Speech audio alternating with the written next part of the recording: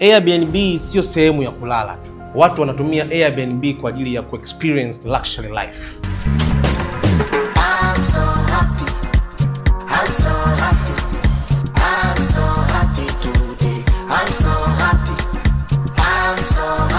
Kuna mbinu zaidi ya 20 ambazo wewe mmiliki wa Airbnb ukizitumia utapata wateja wa moja kwa moja na booking za kutosha hadi utashindwa kuhandle hizo booking. Ila leo nakupa mbinu moja tu kubwa. Collaborate na influencers. Niamini mimi, influencers ni growth engine ya Airbnb yako. Ila sio kila influencer wa kumtumia. Ili kubuild brand awareness ya Airbnb yako, tumia lifestyle and travel content creators, tumia couple content creators na tumia diaspora content creators. Kwa nini utumie hawa couples content creators? Kwa sababu hawa ni mabingwa wa emotional marketing. Hawa wanauza romance and memories. Ukitumia couples content creators utapata bookings, anniversary, honeymoon na weekend getaways. Lakini pia tumia hawa lifestyle and travel content creators. Kwanza hawa in nature ni wasafi, lakini pia video zao uwaga zina quality kubwa sana.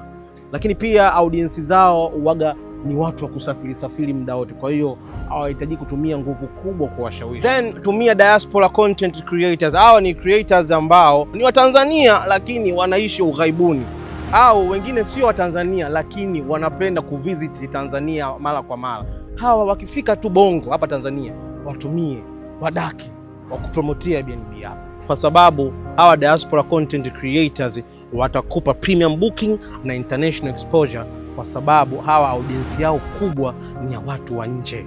Ni kweli Airbnb yako ni nzuri lakini upati wateja wa kutosha, na influencers wana uwezo wa kukuletea hao wateja. Na sisi kama Luma Marketing Agency tupo hapo kukuchagulia influencers ambao wataboost your sales na watabuild your brand awareness. Tutakupa full influencer marketing management. By the way, kama unapenda news za marketing na branding kama hizi, please follow me.